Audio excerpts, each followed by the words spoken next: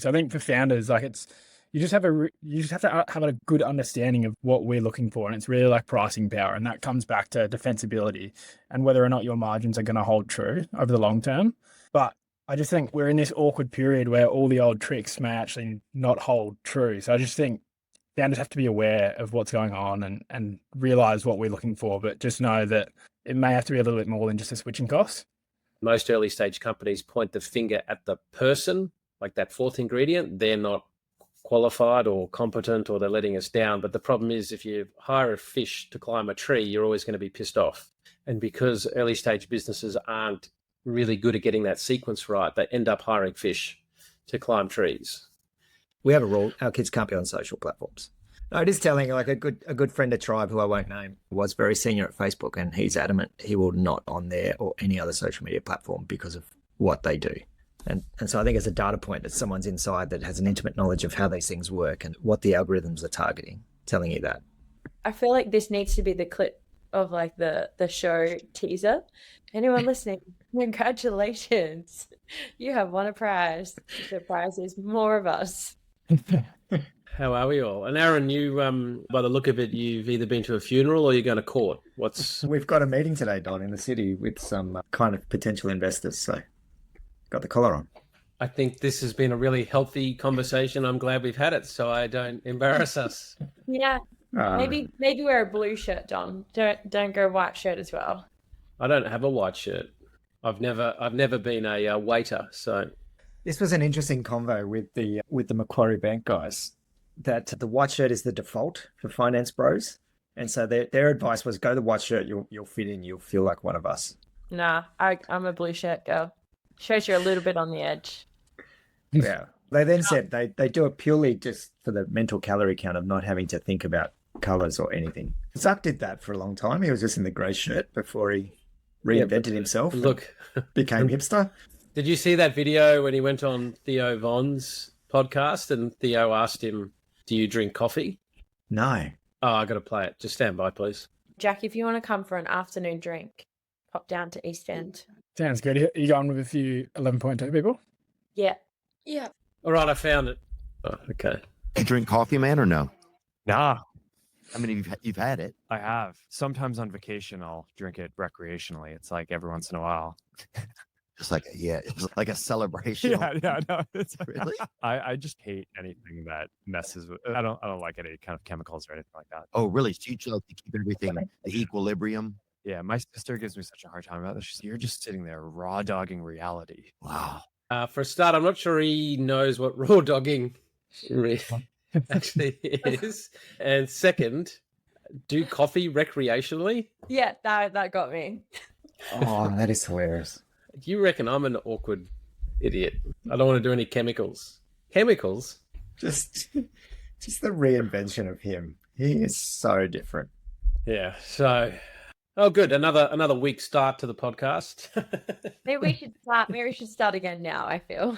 A record deviation. And I think did last not week. listen to the last week's yet. I have it on. It's in my queue. Yeah, last week's was a record deviation, but it came together nice, mainly because I edited a lot of it out. There was a couple of items that I'd just like to recap on. While I was editing, I realized I kept misspeaking when we were talking about a commodity product. There's a bit of background noise coming through yours, Jack. Yeah. But make sure you chime in with the lesson for founders. You won't know that there's a show called The Simpsons, but there was the say the line, Bart, say the line. That's you, Jack. Say the line, Jack, say the line. The lesson for founders. For listeners at home, everyone's muted. They are having a laugh.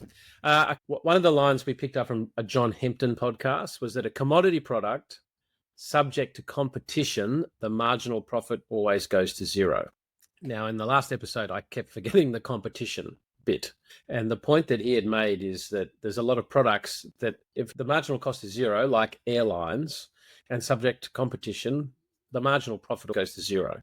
Then there are commodity products not subject to competition. And in the episode, he talked about some material that GE had developed that allowed 4 tons of weight to get stripped out of a Boeing 747. And so whilst it was still a commodity, it wasn't subject to competition because they had patents on it that protected it. But I think in our space, and Jack, I'm keen to understand your thoughts, is that the line should actually have an extra bit in it, that it's a commodity product with no switching costs, zero marginal cost, then being subject to competition, the marginal profit always goes to zero. Because when you have a look at a lot of great, I guess, SaaS products out there, they're actually quite commoditized in that a lot of them do the same thing.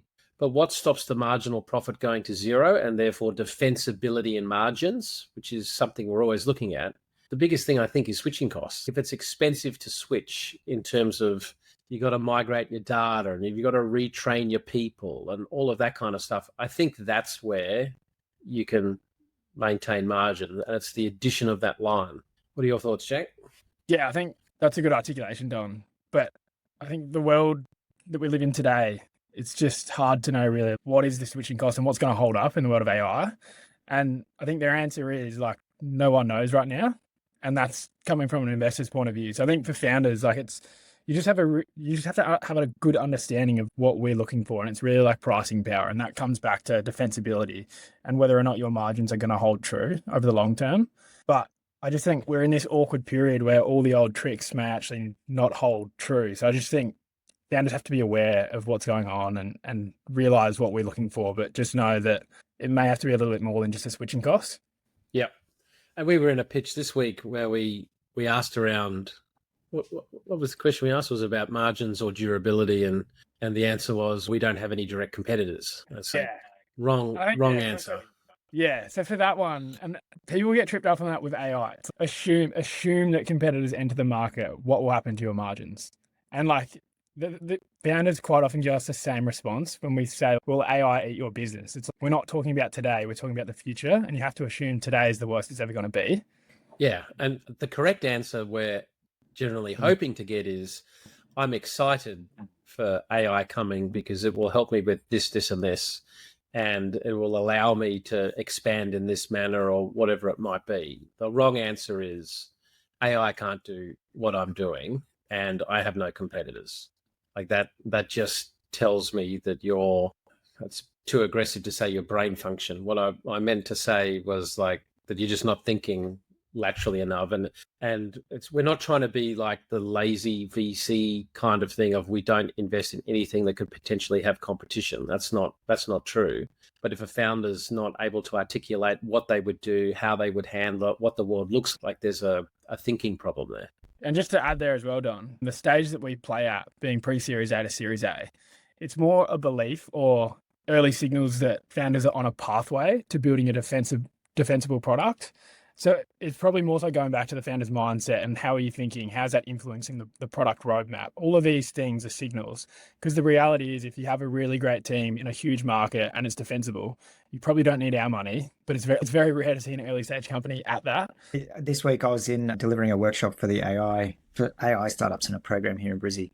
And one of them said, oh yeah, we're doing this generative AI type solution specifically for online retailers and e-commerce.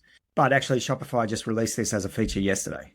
And at that point, the day prior, they said they had no competition.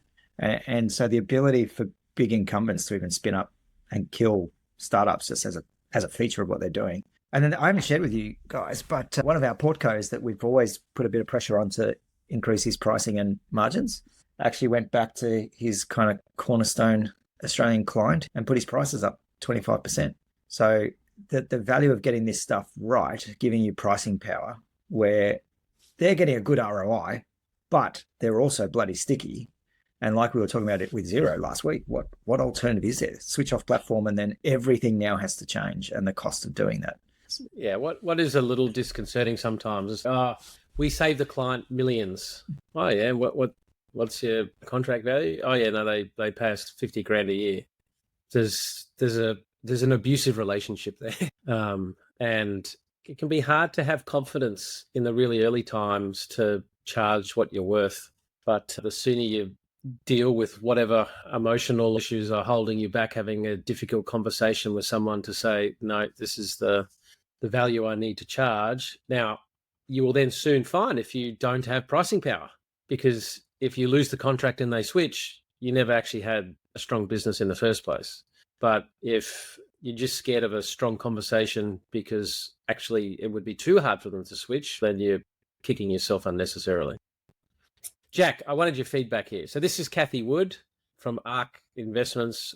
It's like emblematic of the 2021 period, but this is what Kathy is saying about Tesla's share price and robotaxis. Its robotaxi service commercially in Austin, Texas in June. We think that robotaxis will account for 90% of the value of the company in 5 years. And we're on record saying we believe in 5 years the stock will hit $2,600. And that's not even including humanoid robots, which are now moving into the Tesla ecosystem much faster than even we expected. I'd like a little bit of whatever Kathy's on, but so just in terms of the last conversation, a commodity product with zero switching costs, subject to competition, the marginal profit goes to zero. Let's say robotaxis do come. Why are robotaxis not just the same as airlines? Like the switching cost, in order to get a 10xing of the share price, the margins that they would have to maintain, I don't see how robotaxis deliver the value. To me, it's a absolutely commoditized product. But if we assume the ride sharing apps become the next evolution for the ride share apps, they actually own the drivers, so they own all the supplier, and then it's a fight for the demand. So it's but it's a fight for demand. Let's say they own the driver. It's a much bigger pie, granted, but the marginal cost, the competition, and the zero switching costs, why does that not end up like an airline? Yeah, I suppose if we get like for like in terms of supply. So if I can order a robotaxi from Tesla and it's given the same time as it could for an Uber and at the same price, then you're happily going to have two apps. But until there's the critical mass of drivers on the road, you're always going to use the one that's on demand. Aren't you just going to continue to use all of the apps though? Like, I don't. Oh yeah, I log on to Uber. I log on to DD. When I'm in the US, I have Lyft. I check all of them before I book something. Yeah, I'm only in a. I think it's going to go to zero. And particularly when you see like Uber also this week announcing another partnership so that they are not putting themselves in one bucket of these robo-taxis. They're like, we'll work with everyone. We don't care. I don't know. But Jack, you say that you're an Uber man, but if you knew that a competitor was 20% cheaper and it's a car taking you from point A to point B, how long do you stay an Uber man before you go, fuck it, I want that price? Now, unless there's something happening in the Tesla that's providing you some additional service, like it's a commodity product, isn't it? Yeah, no, definitely agree. But that's why I think it goes back to number of cars on the road. Like it's the on demand. Like for 20% cheaper, but I got to wait 20 minutes. Fuck that. I'm doing the 20% cheaper. But if it's like for like, 100%, like I'm such a stinge, I'm definitely taking the 20% cheaper. But I couldn't tell you, like in Adelaide, I actually don't know if DD matches Uber on the capability, but I wouldn't even think to have any other apps. But I'm not the type of person that also has every other app. Like I'm a pretty simple guy. DD and Uber have the same drivers. So you're sitting there in a different app. There's different fees, but I see this totally becoming commoditized. And then you just end up with aggregation platforms like Google overseas in different markets. You can book the rideshare direct through Google Maps, just with whichever service you like. Yeah, I think you can do it in WeChat too.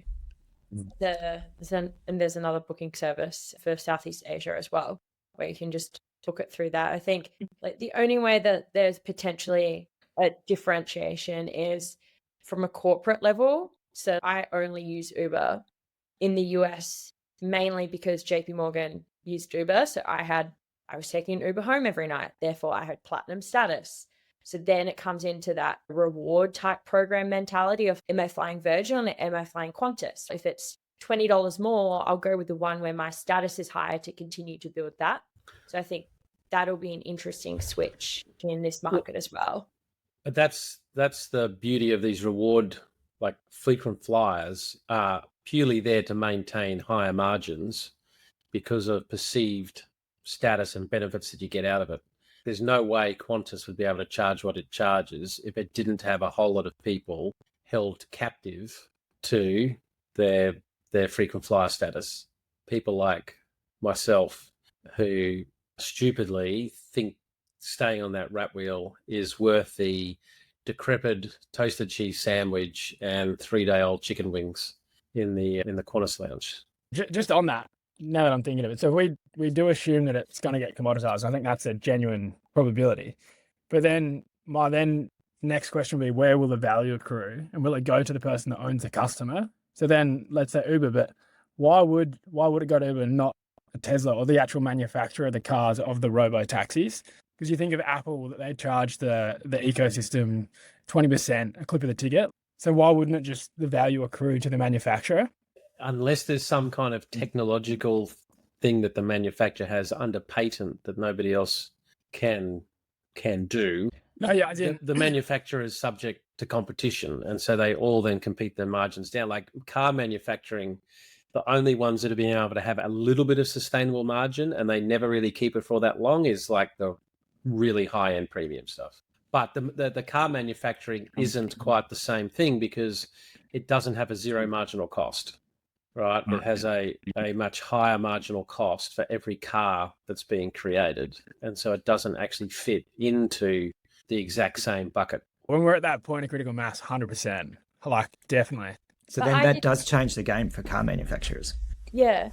All right, now this next segment, I think I'm just going to name the segment, if you don't think you're fucked, you're an idiot. So when it gets to robotics, this is just a few things. Let's have a look here. All right, this is a tiny little robot at the cellular level that can go and grasp cells, snap shut, and then move them to go and connect them with other cells. Like the robotics and stuff is down at that kind of level. Here's a robot firefighter, even those kinds of occupations. It just walks around spraying his fire retardant. This is not dissimilar to what we showed last time, but it's like a fairly basic little robot that's putting the washing in, taking the washing out of the dryer, now folding it. This stuff is coming out much cheaper. This is like, it's a robot car. The whole thing turns into a drone. So it can drive along the ground, but then it can just stop, tilt up its wheels, and then it turns into a drone and flies off. Like just across every area, this stuff is here. Ash, when you were at Sunrise last week, was there a lot of discussion around AI and robotics? Not so much robotics. It wasn't a massive talking point, or if it was, I didn't attend any of those sessions. I think AI more generally was definitely a big discussion. I think I shared with you guys on the weekend. There was a lot of discussion about AI and its future and how we need to be conscious of how we're leveraging it. But then there was a lot of conversation about, will AI have a conscience itself? And how will that change the world? How will that change psychology? How will that change all of these different fields where now there is still so much reliance on human intelligence and more empathy and emotional things that we as humans are capable of? That was probably more of a focus, was around like the philosophical conversations around AI having its own consciousness and how that would impact the world, than robotics. Yeah, Vu to some point touched on robotics from a defense tech standpoint, but yeah, I don't think it was like just high on the agenda. When the robots come and take everyone's job that was at Sunrise, don't say you weren't warned. But you just mentioned before, Ash, did you talk about AI and psychology? Yeah, I did. Okay. Yeah, Stand by. Broke up with her boyfriend because ChatGPT didn't like him. Not her mom, not her best friend, not her therapist.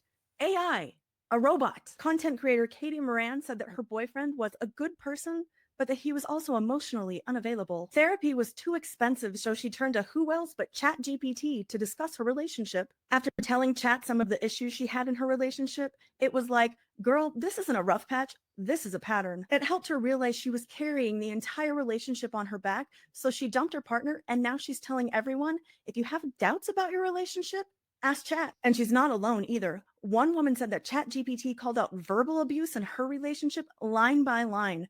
Another cut off her best friend of 40 years because Chat said that her friend was toxic. Look, AI is pretty good at calling out BS, but you don't need me to tell you that it's not a licensed therapist. And experts say that this turning to AI for support proves just how badly we need more accessible, and affordable mental health care. AI is a great resource, but be smart when using AI to make major life decisions. AI chatbots are not foolproof, and some of them even lie about being licensed therapists. But until we can find and afford a real licensed human therapist, it looks like we're all doing late night emotional check-ins with our new robot besties. So, ChatGPT has been blocked in the Mackenzie house. Oh, well. We've been using it in this context for supporting our youngest with some stuff going on with her dad, and it's been, I got to say, it's been freaking awesome, really insightful. And there was a study a while back that showed people are more they tend to share more openly when chatting to a bot rather than a human therapist. So with a human therapist, they tend to still be presenting a facade or a projection of how they want to be perceived, whereas the study showed they were more open to being honest and direct with a bot. Yeah. There was a lot of conversation. There was a session around it, and it was really interesting. There were 2 licensed therapists on the panel, and both of them were tackling it at slightly different levels. So one had started a business around analyzing your dreams, and so that's where she started her psychology practice, and that was a way to just get people to engage in therapy. And the way she's trying to use it with her patients is it being a stopgap in between sessions, because she is so booked out. This can help you in between sessions. And the interesting thing that I was like, oh, that's actually very useful, is the fact that sometimes in those moments where you may actually need a therapist the most, you can't get in and see them. You can't just pick up the phone and call them in those moments. So having tools on the market that are trained on trained psychologists, I think that is a key needed piece of training, not just ChatGPT, to be there. It can be a 5-minute conversation, it can be a 3-hour conversation, it can be whatever that person needs in that moment. I think that's really powerful, and to be able to make it more accessible. I think those are 2 massive things that, need to be addressed, but I would much prefer talking to some type of robot or voice AI that is based on clinical training, therapists actually putting their data in, however that is. Like I would feel more comfortable knowing it has at least some training. So when you have to unpack the issues of working with us, how do you? She just feeds in the podcast links and go, how do I deal with this team? I think It's just like they're cowboys. It's fun. Never know what's coming. Never know what's coming. I think there is a bit of a question of like understanding humans. And in that context, just talking about people using ChatGPT, this is one. This guy is apparently the godfather of AI, Jeffrey Hinton. I've seen his face. I've never seen his name, but just have a listen to this. As we develop more understanding of how the brain works, we're going to radically change our view of how people work, and that's going to change the humanities. We saw that once about 100 years ago with the development of psychoanalysis. Even though there was a lot of nonsense combined with some real insights, that changed the way people thought about people. We accepted that we have all sorts of unconscious motivations. We accepted that we use all sorts of analogies to do things rather than just reasoning. We basically accepted we were much less rational than we thought. This is an even bigger change that's going to happen, because up until now, most people, including in the humanities, have thought that we sort of reason using something like logic. We're rational beings. We're not. We're great big analogy machines. We work by seeing analogies. Analogies not just with one thing, but with lots of things. And so that changes what you think of as the nature of a person. We're analogy machines rather than reasoning machines. We've got a thin layer of reasoning on the top. And that's very important for doing things like mathematics. Without the reasoning on top, you couldn't have bank accounts and things. But we basically use analogies to think. And I think in our game, we've learned pretty quickly that any view that people are logical and rational is utter bullshit. But I think the nuance there, I think that the thing is that I agree that we are analogy machines, and where founders get caught a little bit is trying to be too logical with a lot of things, concentrating on product, whether it's with their customers, whether it's their investors, within their teams. But what's going to be interesting with people turning to AI is the AI going to be able to match our need for analogy, irrationality, illogicalness, if that's a word, or is actually AI going to be the guardrails that can help people stay within being a bit more logical, stay within themselves, but because they have this thing that they can turn to more regularly rather than letting themselves spiral? A bit of a weird one, but I think for founders, being able to use some of these things to understand that people are not rational, they're not logical, they actually think in analogies, and therefore you've actually got to try and jump on that train. I've actually been thinking about this quite a lot, but from the sense of how AI agents are going to change org structures, and how you're going to have humans being agent bosses and potentially agents being human bosses in some capacity. And so there's going to be this clash of logic versus rational versus irrational versus emotion versus purely rational, sorry. And that's going to be really hard to, I think, adjust to and to comprehend as we see this shift in org structures to be part human, part agent. How is this going to work together? How can we teach people to be agent bosses from a very young age? It's not like you're going to have 2-3 years out of grad and then, oh, you might get to look after an intern. There's not going to be that traditional kind of growth of management skills. And you may have an agent that is telling you that you need to do certain things or fix things. So how all of that's going to change the culture of working, I think this is a really interesting part of that, our brain chemistry and how it works. I've been thinking about this a lot too. Like you look at the rise of the internet, the birth of that, then created instant access to information. So it got dubbed the information age. But then it became the manipulation age when social media became an advertising-driven platform that's owned by companies that have to create addictive platforms to get you to stay engaged. And so now Facebook is 15, 20,000 engineers that are just trying to create dopamine addictions by presenting certain information and hiding others. So with AI, with this shift to now this rational, like a platform that can give you a rational perspective, and like we're talking about with the psychology and counseling aspect, like the fact that you can get something that's well trained and not with its own biases actually giving you advice. But at what point does that just become commercialized and then it gets driven to manipulate rather than be rational? And now we're feeding back into the irrational because humans are irrational.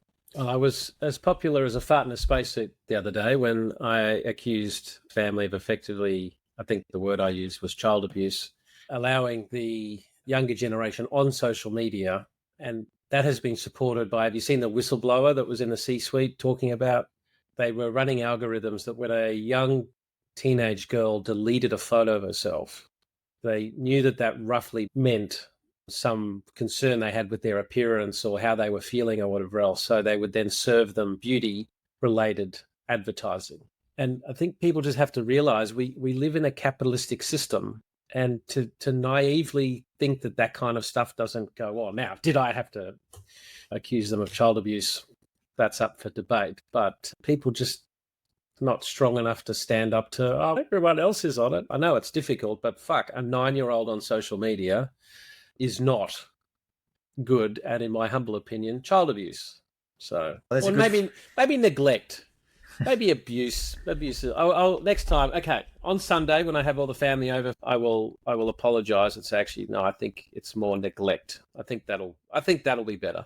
I'm sure that'll go down. No, it is telling. Like a good friend of Tribe, who I won't name, was very senior at Facebook, and he's adamant he will not on there or any other social media platform because of what they do. And so I think it's a data point that someone's inside that has an intimate knowledge of how these things work and what the algorithms are targeting, telling you that.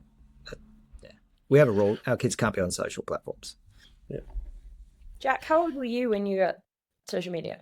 Oh, I want to say, I actually don't know, because I caught the back end of MSN, and then from that there was MySpace, but I was too young. Like we had a MySpace, but we didn't really know how to use it, and then it was probably like Facebook, Snapchat, and Instagram all at the same time, like from memory. So probably 12 years old was that meta. Mate, if you were on MySpace, you must have been 6 months old. Yeah, I reckon, because I had a phone. I think I had a phone in an iPhone when I was year 8, and so I definitely had Snapchat and stuff then. So wow, I grew up in a household somewhat similar to Don's, apparently.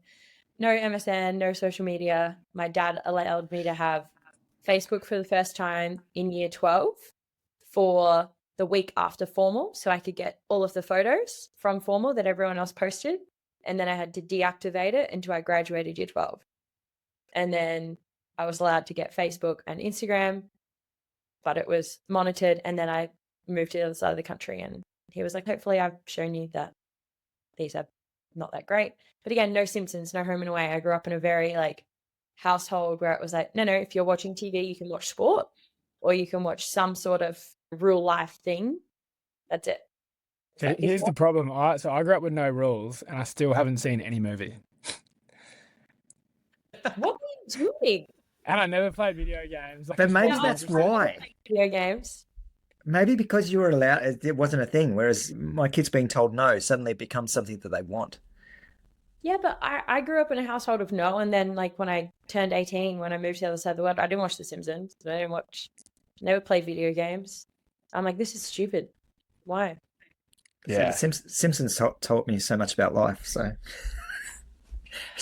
All right, let's try and wind up the AI conversation with something hopefully a little bit I'm actually interesting. being supportive of you then. Thank you, Ash. But here's on the topic of algorithms, I love that all these videos, Don's been doom scrolling at night time. He's found all these videos on Instagram, TikTok. I love that. Yeah, he labels other family members performing child abuse. Meanwhile, he's just addicted to these feeds. Yeah, but this is the thing. The dopamine algorithm. Whoa.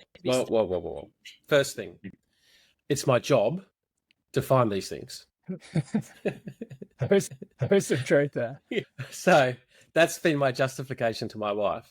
Secondly, someone has said, well, you do these things. I said, yeah, but my role as the parent is to try and save the children from all of my dysfunction. It's like that. It's not about what do you do and extrapolate that across. It's hang on, how do I give the next generation the best start so they don't end up their father? Yours truly. Thank you, Jack. I say that from a humble position. All right. So where though, as capital allocators and trying to make investments, where in AI are the next generational companies likely to be coming from? And this is a little excerpt from 20VC. This is the CEO of Grok, and he's talking about where does he see the generational companies coming from. Companies are, but I can tell you what they're going to do, and I can tell you what each one of them will be. Go The first one will be the one that solves the hallucination problem. The second one will be the one who is best able to break down sub-goals for agentic. I think agentic comes after you solve the hallucination problem, because otherwise you get these long chains where you can introduce hallucinations. It'll work, but it'll work much better after. The next one is what I call the invent stage. So right now, the way the LLMs work, they make the most probable prediction. You've got a detective murder mystery. You get to the point where the detective says, and the murderer is, and it can actually predict it. It had to understand everything, right? But it's going to give you the most probable answer. And that's not good for invention. It's not good for art, writing. The reason that the writing from LLMs is terrible is because it's predictable. So how do you actually say something that's non-obvious, but is obvious when you see it? And then the final one is what I call the proxy stage, when someone makes it so that models can just make decisions for you. You can proxy your decisions, like the decision to do this interview, right? Other things had to be canceled. The flight had to be booked. We had to get right over it, right? You would trust an EA or a chief of staff to make that decision. You wouldn't trust an LLM. And that's the final stage, I think, before you get to generative AI. But each company that does that is going to be a defining company. I think those four buckets are quite interesting and helpful when trying to analyze where are we today, where do we need to be, and therefore what's going to be of value. I think that last one in particular for founders to understand if they're selling these types of products, and it doesn't necessarily have to be just AI, but how do you build trust in a platform, especially if it's going to be deeply integrated into critical business processes or enterprise or safety in the case of some of ours in Mindsights and other things. So yeah, how do you build that trust in the technology in your business to be the provider that's reliable? And it's funny how those things manifest. Like I learned this lesson, but even your price book, how you are pricing your product builds like a subjective assessment of your capability and how robust you are as a business and how long you are going to survive and be around, like your own durability, which then factors into a big enterprise when they're taking the risk in buying off you. And so that was really good. I like those buckets. Yeah, I agree. I feel that brand equity in the current state in AI is very strong in terms of being able to move the needles. We've had a few conversations in the past couple of weeks about, what LLM are you using? And inside any type of organization, upwards of 30 people, or in somewhat of a regulated industry, whether it's financial services, accounting, that type of ecosystem, they're like, we are only using Copilot. And I'm like, why? Is it just because it has the Microsoft brand name on it? And they're like, yeah, because I'm not going to get fired for using that. And so I think something for founders to keep in mind is that when you are introducing tech or a system that is new, pushing technology to the edge, or you're asking someone to buy something new for their ecosystem, to really have empathy for the feeling of, I could get fired for using this.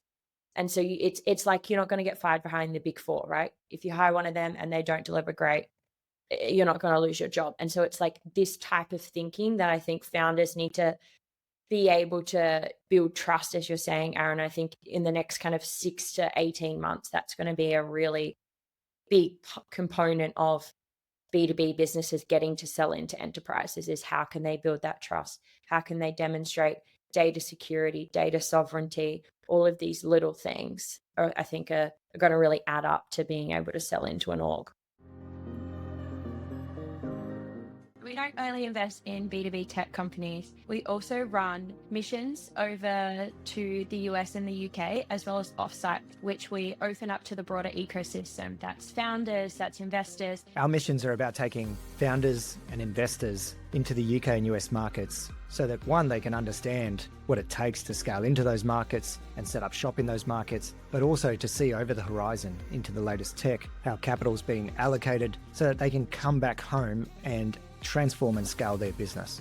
Yeah, I like the way we put on panels of founders that have been there and done it, panels of investors. So then that way they get some time pitching to US or UK investors, the channel partners that we put them in touch with. It's really trying to get them into market so they can establish exactly what they need to do in order to scale a really great business over there. Yeah, we really prioritise this not being tech tourism or something that you could simply YouTube or Google or GPT the answer to from home. It's really about experiencing and immersing in these environments where you viscerally experience scale. You get to understand disruption and how these technologies are actually being applied in market, and therefore how you can navigate and build a scalable business into those markets.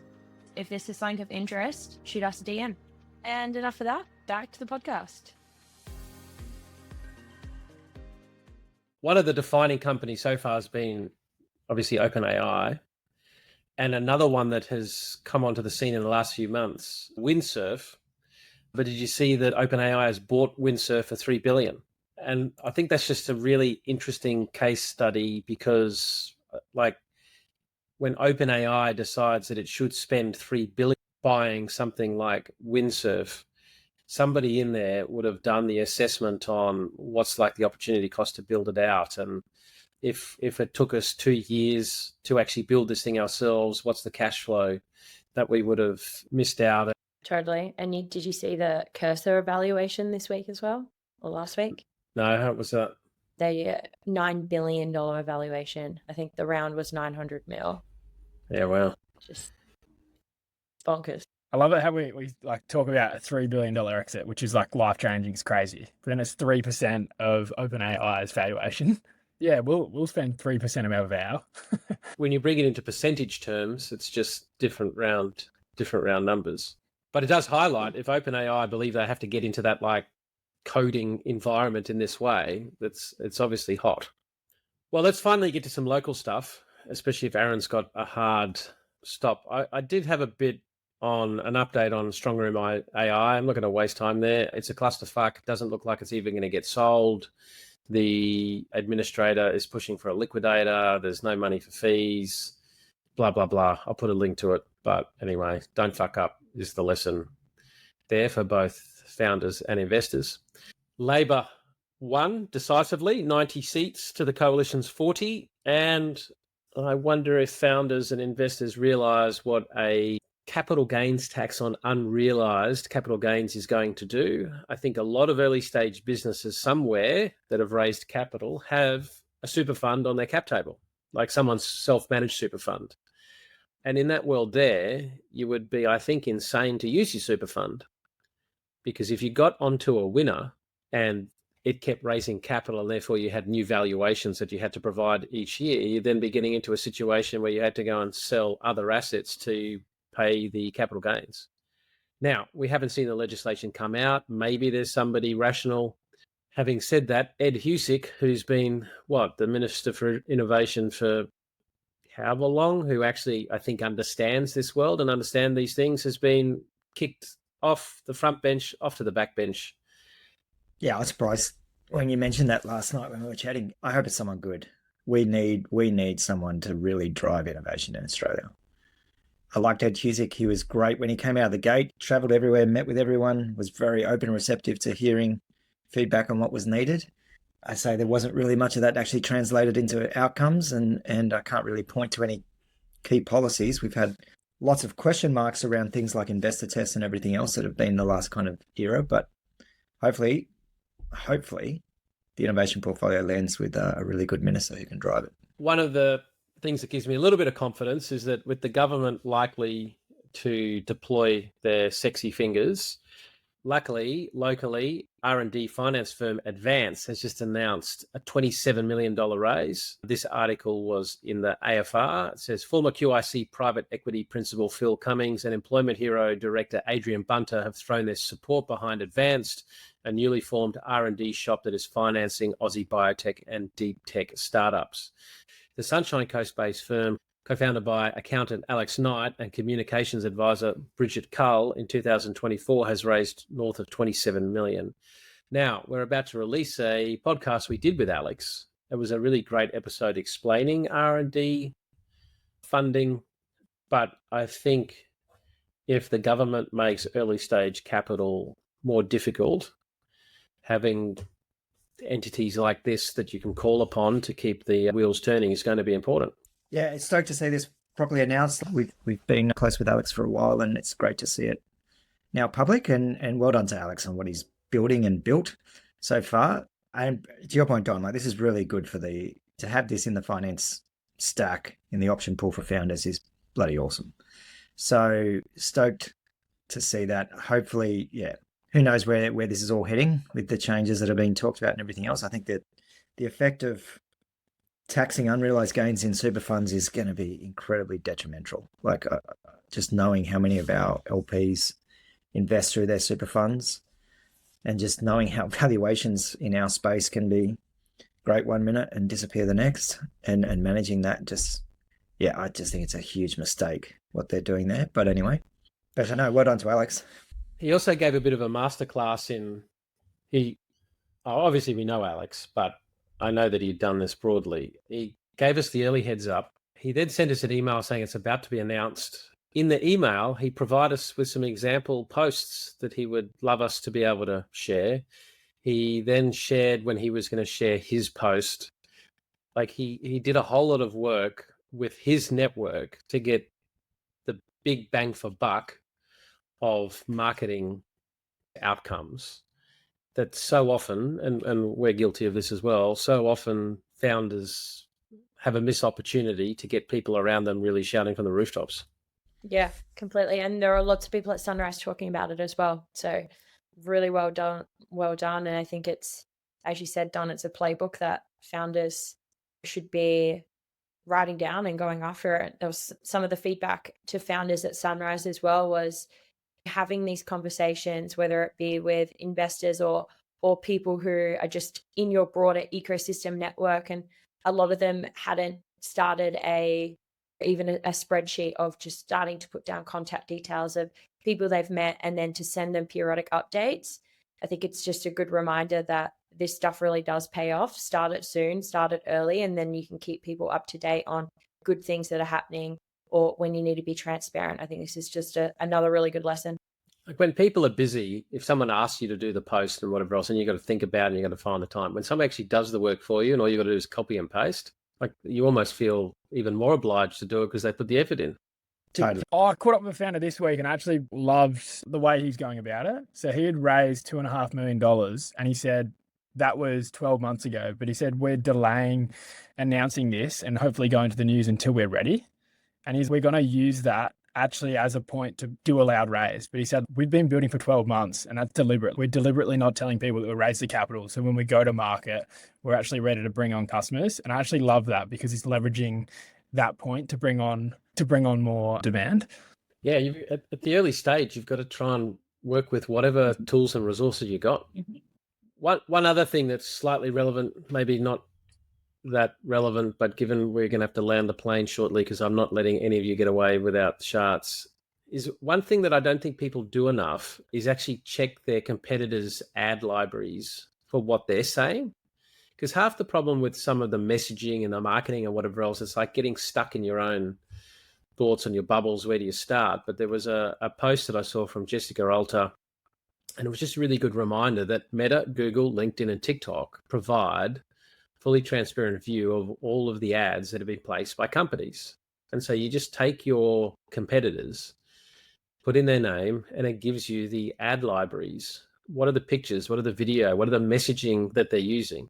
Then you can go through the libraries and see which of the ads got the most engagement, which are the ones that are getting the most traction. And if nothing else, if it just gets you a start in the whole creative journey. But I keep forgetting that also AI is especially ChatGPT is improved so much. Jack helped me with some communications during the week, but he was the smarter one that just took it, put it into AI, and turned my illegible ramblings into a very pithy. It was at least a base to work from. So instead of having all of this mental load that often stops you from taking that first step or goes, I'll get to that later, you dump it in there, you get AI to give you something as a start, and then you can build on top of it. And being able to do that with your competitors to at least get some kind of view of what's working, I just don't see enough people doing. It's so true. The deep research functionality in GPT is pretty phenomenal. Like giving a task to go deep on competitors and other pieces and SEO optimization. I think it's just such an easy resource to jump to. And there was a related post by Nick Brockema where he just talked about some of the results he's been getting from visual carousels. And I must admit, some of the posts that I've engaged in the most are where there's 2, 3, 4 carousels where you can digest it with the text in the picture, understand it. And he's actually, I'll put the post in there, he's actually laid out how to go about creating good carousels, how to have the hook, how to have the context, how to have the breakdown, the results, the recap, and then the call to action. And it's a very helpful way. Again, half the battle here is where do I start? And if you've got a bit of a playbook and a framework that you can follow, I think that often helps. So the quick 90-second theme of the week, starting with Ash. Very short. What are your themes of the week then Jack? Pretty much AI this week. It's been, everyone wants to talk about it, how we're leveraging it. Every founder I've spoken with has told me how they're using it, how they're thinking about using it. So just really, I think the thinking of AI is now progressing from just the basic, I'm helping produce some content, to now founders, I think, are really trying to cast themselves forward and be a little bit more futuristic in how they're thinking about it. So yeah, just trying to keep up with that, really.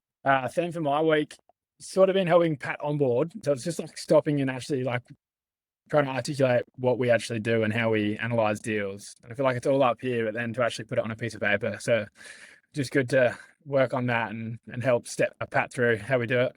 Yeah, that's a really interesting one, because as the years roll on, as a small team, our experience updates, our lessons update, but we're that busy, we don't often find the time to sit down and document and touch base. So when a new team member joins, you're caught a bit flat-footed. But especially as well, because Pat had been an intern with us and it didn't feel like that long ago, but bringing him up to date on things, he was reflecting back how much we've changed. And Yeah, it was a good reminder of actually, yeah, we had. Now, had we gone forward or backwards? Forward. He gave positive feedback. Yeah, well, he has to. Yeah, exactly. No, for me, it's founder bottlenecks and realizing how much things are bottlenecking with me, and that reminder. It's amazing, no matter how much you tell others about this stuff, you've got to take the medicine yourself. But just the founder delegating or outsourcing the A, that's my kind of theme of the week. And we have a lot of A by nature of what we do. But yeah, I think it's a real watch out for founders. It's something I'm really guilty of, just becoming the bottleneck where things are held up. Yeah, mine has been like, just with the portfolio conversations, they've all come back to getting the sequence of ingredients right that you need in order to be successful. And at the highest level, what we find is high-performing companies, the first foundational ingredient is really great managerial process around decision-making, implementation, accountability. Like their animals are just getting stuff done.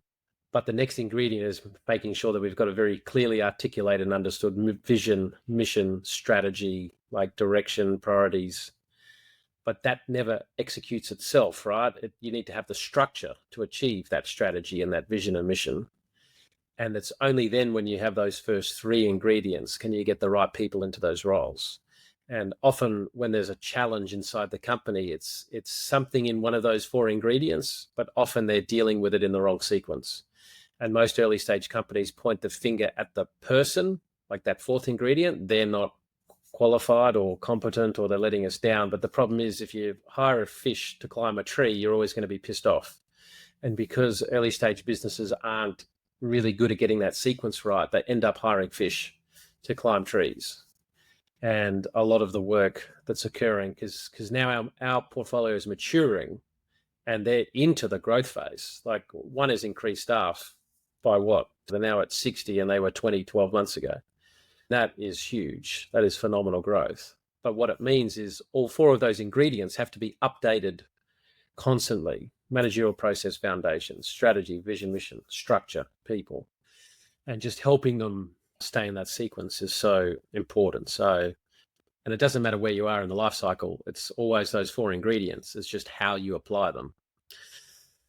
All right, so we'll do a really quick one. So this is the evolution of the trash can from 1995. So it starts, you remember that trash can, then 98, 2000, 2001, and then 2025. The new icon is the LinkedIn icon.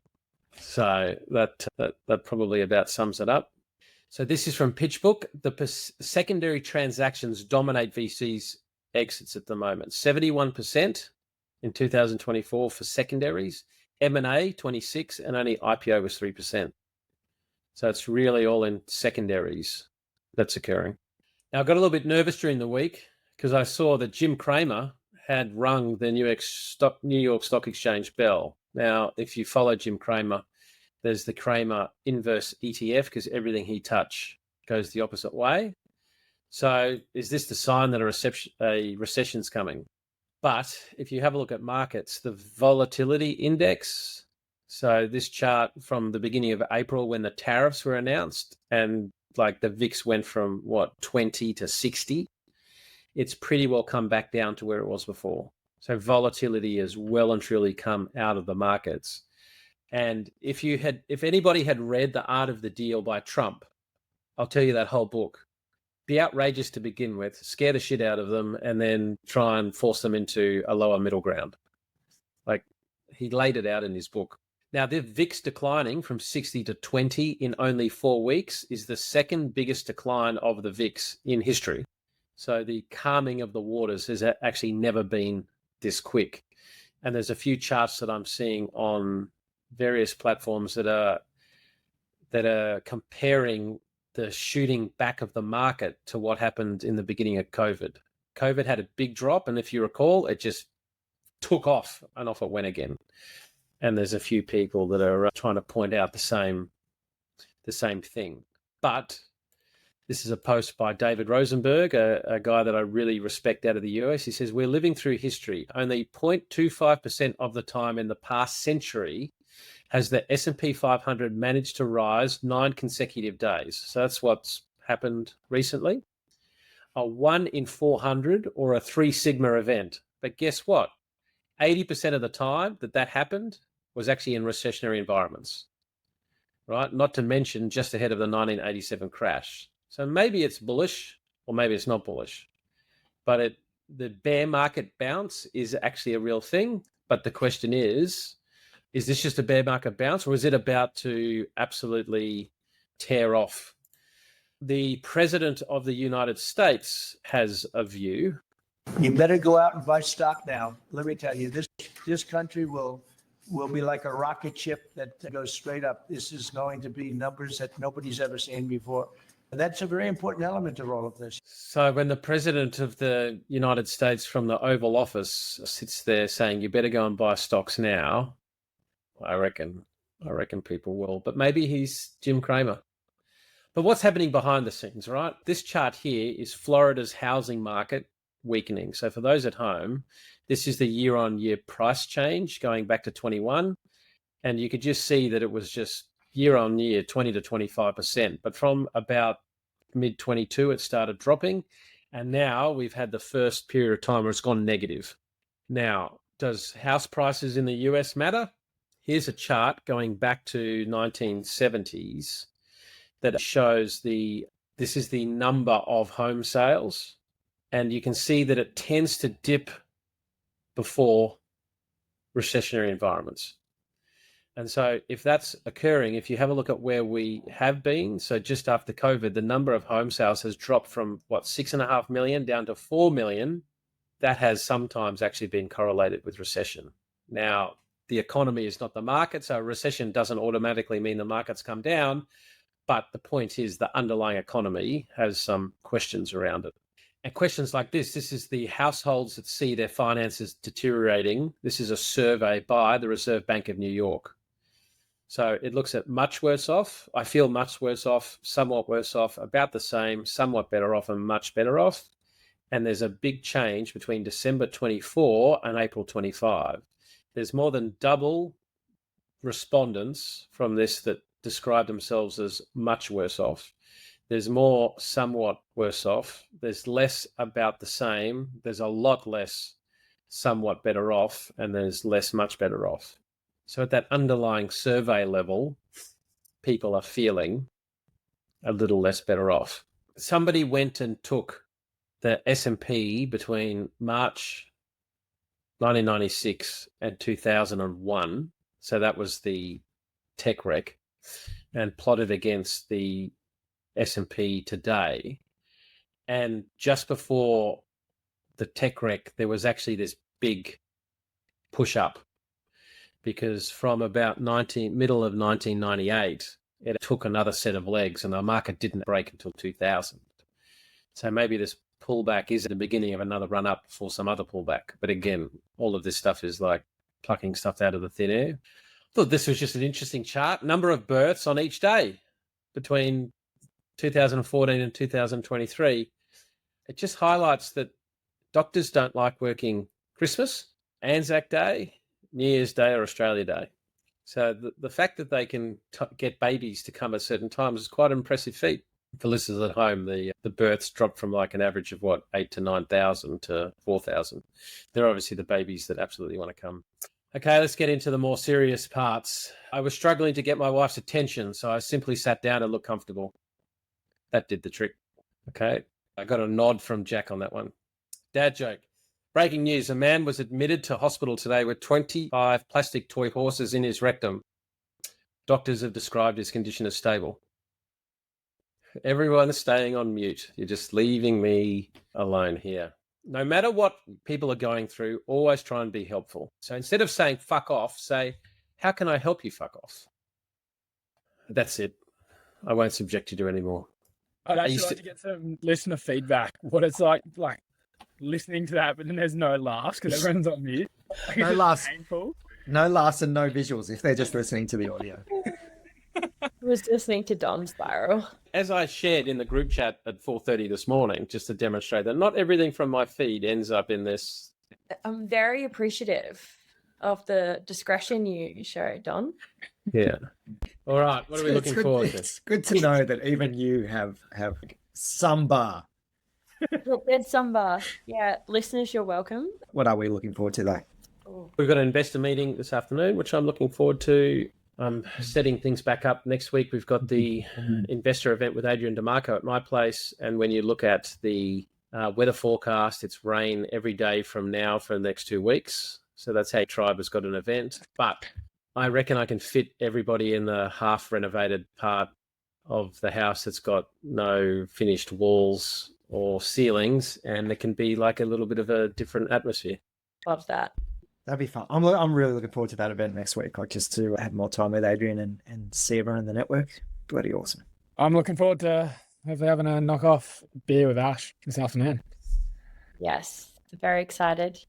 I'm looking forward to chatting with a few people in my network about Tribe doing a little bit of a roadshow later this year. So anyone listening is based in Perth or Tassie or somewhere else that you don't get a lot of love from VCs, please reach out. We are thinking about some ideas of putting on a couple of events, so we'd love to hear from you. Yeah, cool. That's going to be awesome. Is that it? Has everybody had their say? Yeah. Yeah. I can't remember. All right. Well, let's end it like we started. Paulie. I got nothing. 21's still listening. Thank you. You've done well to survive. Yeah. Endurance training. It's great for grit and resilience. I feel like this needs to be the clip of like the show teaser. Anyone listening, congratulations. You have won a prize. The prize is more of us. What's interesting is our YouTube is the fastest growing part.